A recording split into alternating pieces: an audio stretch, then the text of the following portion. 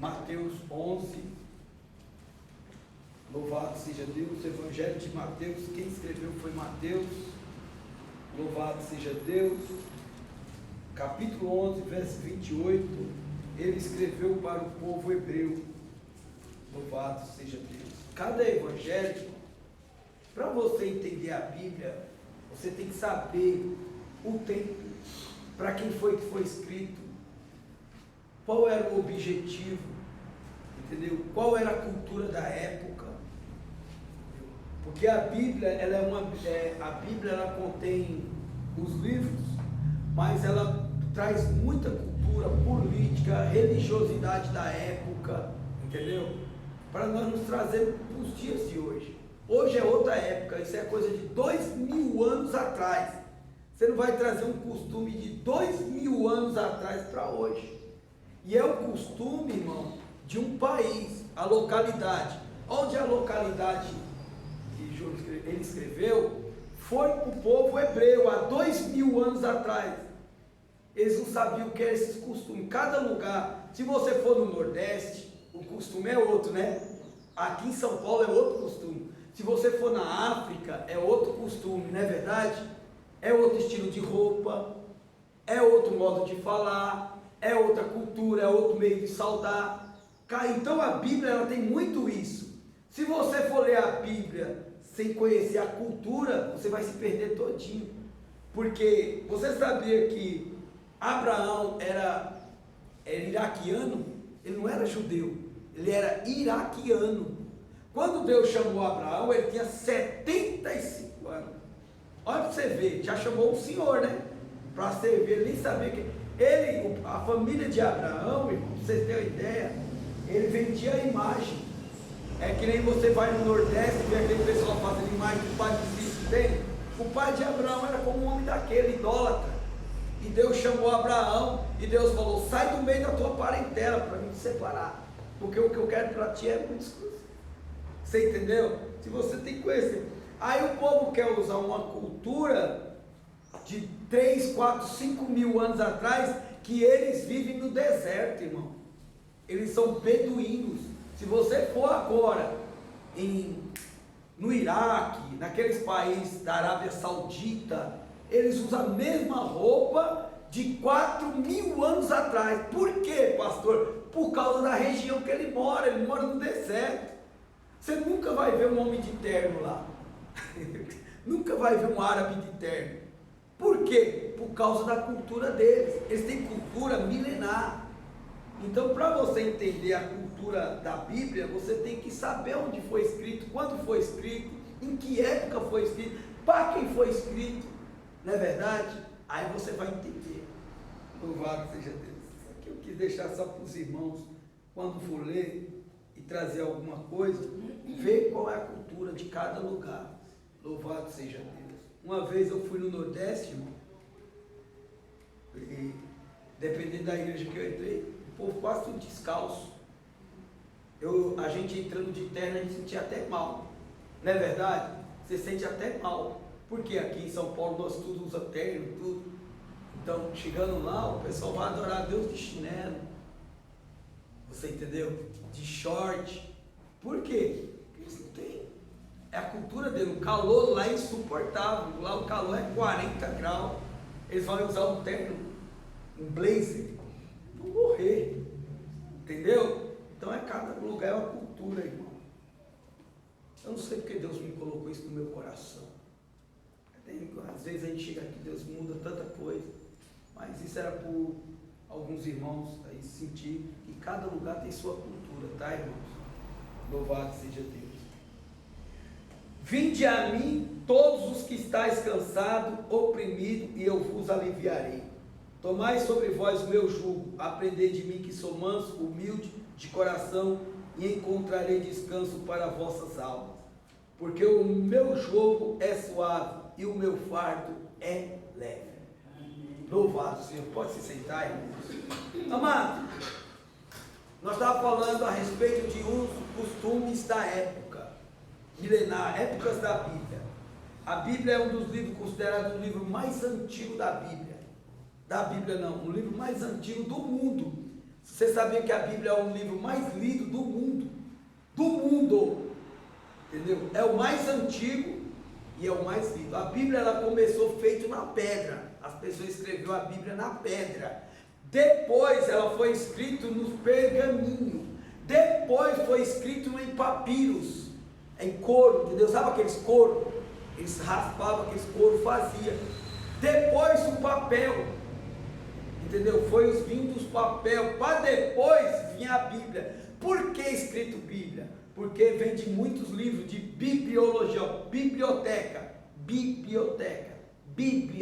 Por quê? Está no grego, porque quer dizer vários livros, entendeu? É uma coleção de livros. Quantos livros tem a Bíblia? 66 livros, entendeu? 66 livros, então por isso que chama Bíblia.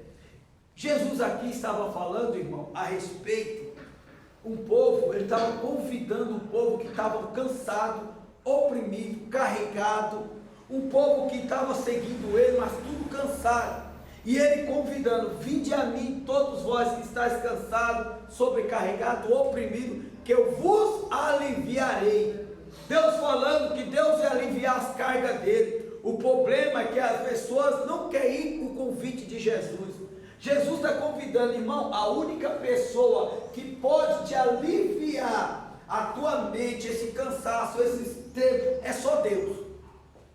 Ah, eu vou ficar em casa porque eu quero descansar. Não adianta, porque a única pessoa que pode te tirar esse estresse, a única pessoa que pode tirar esse peso, esse cansaço que está dentro da gente, é só Deus. É só Deus que pode te aliviar esse fardo pesado. E ele está convidando: aprendei de mim. Por que, pastor, estava falando isso? Jesus, ele falou isso porque na época de Jesus, há 2000 anos atrás, as religiosidades, eles oprimiam o povo, colocando um fardo muito pesado, sendo que nem eles mesmos poderiam carregar, irmão.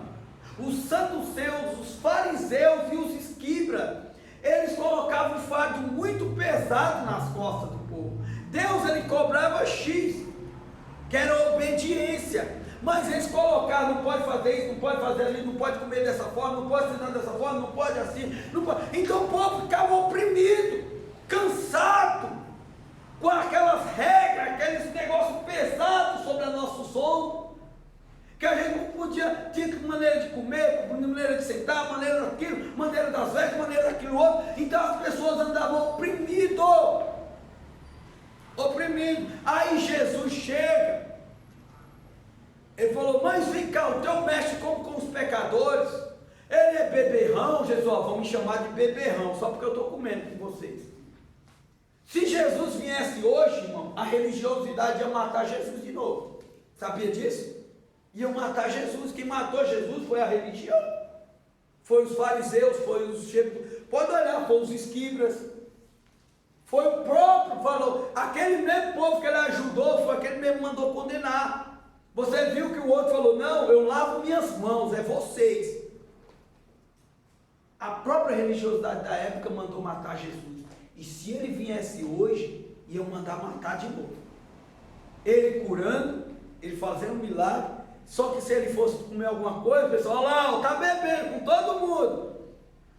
Olha Jesus lá, ele entrou no prostíbulo. Por quê? Porque nós temos uma maneira, irmão, de julgar muito, colocar um fardo muito pesado na vida. Hoje, se você for evangelizar uma prostituta, o pessoal vai lá: olha lá, falando com uma prostituta, mas não sabe o porquê. Uma certa vez, quero contar uma coisa para os irmãos. Uma vez um pastor, ele foi passando, e na hora que ele foi passando perto da igreja dele, tinha um prostíbulo. E na hora que ele ia, uma mulher falou assim: pastor, pastor, e o pastor saindo de perto: não querem dar ouvido, não, vai queimar a minha imagem. E a moça: me ajuda, vem aqui, pastor. E ele: não, o pessoal vão ver que eu estou, você entendeu? E ele com a imagem dele: não, o pessoal vão me julgar, a religião vai me julgar, estão dizendo que eu estou andando atrás de prostíbulo. Ele preocupado com a aparência, e a alma lá sedenta: pastor, pastor. E muitas vezes nós estamos nessa vida, preocupados com o que o povo vai fazer, as almas morrendo. as pessoas que estão no fundo do poço do pecado. Jesus, ele veio para quem estava perdido, para quem estava lá no fundo. Por isso, por que Jesus entrava nos prostíbulos? Por que Jesus falava com aquelas pessoas que ninguém queria falar? Por que Jesus onde ninguém ia? Porque, irmão, a religiosidade, ela separa as pessoas fala, por eu ser santo demais, não posso andar perto de você. Como você vai salvar, ajudar uma pessoa que está no fundo do poço se você não for perto da pessoa? Como você vai salvar pessoas que estão na Cracolândia se você não for na Cracolândia? Como você vai salvar pessoas que estão no mundo da prostituição se você não for lá levar a palavra de Deus? Como? Como você vai fazer? Tem coisa que a gente tem que pensar, e nós põe um jugo muito pesado nas nossas costas, que nem nós mesmos conseguimos carregar. E esse homem, irmão, ele com medo, isso foi fato reais, irmão. E ele com vergonha, não. Aí ele foi direto para casa, porque ele tinha saído da igreja, e perto da igreja tinha um prostíbulo. E ele com vergonha, não quero falar, moço, não, vem pastor, e ele, não, o pessoal vai falar mal de mim. Quando ele chegou na casa dele, falou, mulher, eu fui passando por aquele prostíbulo, e as mulheres ficaram tudo me chamando, para mim falar a palavra de Deus, mas o povo ia falar o que de mim? O povo ia falar, o pastor lá. A mulher falou, homem frouxo, a mulher chamou, covarde, que é isso? A alma estava pedindo para ouvir a palavra de Deus, você saiu correndo, vamos lá, pegou na mão dele, vamos lá, volta lá. Foram voltar lá, sabe o que aconteceu? Aquela mulher que estava pedindo por socorro para ele se matou. Porque na hora que ele chegou, ele falou, você viu uma mulher tal, assim, tal? A mulher falou, não vi não. Aí foi entrando. Aí ele falou, Picareta, ele falou, você é o pastor? Ele falou, sou o pastor. A outra amiga dela falou, você é o pastor? Sou. Falou, nossa, porque ela acabou de se matar. Ela falou, por quê? Porque ela falou que nem o pastor quer me dar ouvido, então ninguém quer me dar mais ouvido. Porque ela pediu socorro. A gente nunca sabe, irmão, quem está pedindo socorro. Muitas vezes a gente põe um jugo da religiosidade em cima de nós, o povo vai nos ver, eu não posso ir ali, senão vai me queimar a minha imagem. A gente quer colocar uma imagem de santidade, esquece de fazer o que Deus manda. É levar a palavra de Deus para os necessitados. Tem muita gente aí, irmão, que está num lugar onde ninguém vai, que está se matando, porque ninguém leva a palavra, com vergonha de ouvir, de falar a palavra de Deus. Nós colocamos tudo isso na nossa vida, entendeu? Não tenha vergonha não, irmão. Prega a palavra de Deus. Olha, eu vou te falar uma coisa, a luz, ela não brilha com luz com luz não brilha, mas a luz no meio das trevas, ela brilha, né, irmã? Apaga a luz aí, irmã Dália, apaga a luz, presta atenção,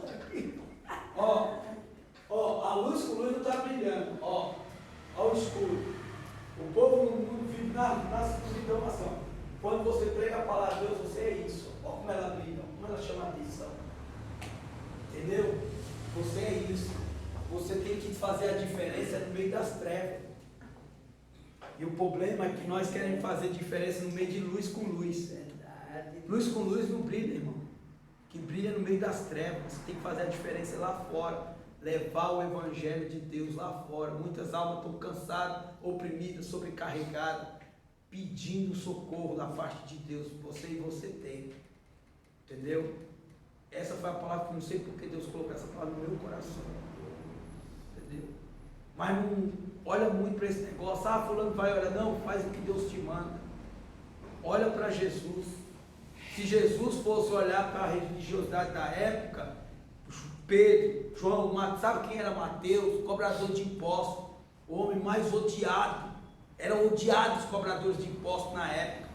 Jesus falou, me segue. Sabe quem era Judas? Ladrão. Sabe quem era Pedro? Pedro andava com a faca na cintura, andando com Jesus com a faca. Em nenhum momento Jesus mandou ele tirar a faca. Mas tudo tem um tempo de Deus trabalhar. Você entendeu? O outro um era mentiroso, o outro só acreditava vendo. Você entendeu? Então ninguém era perfeito. Deus foi atrás daquelas pessoas que ninguém dava nada, pescadores, abandonados. Você entendeu? Então, tira esse fardo pesado e faz o que Deus te manda. Você entendeu? Faz o que Deus te manda. Entendeu? Tira esse jugo pesado. Amém? Fique com essa palavra. Que Deus abençoe os irmãos grandiosamente. Amém? Se alguma pessoa pedir para ouvir a palavra de Deus, não deixe. Pregue a palavra de Deus. Amém? Fale do amor de Deus. Ah, mas vão falar mal de mim. Que fale mal. Mas você tem que falar do amor de Cristo para aquela pessoa. Amém? Não importa o local, não importa o lugar. Fale de Jesus. Amém? Que Deus abençoe grandemente. Vamos estar orando. Amém?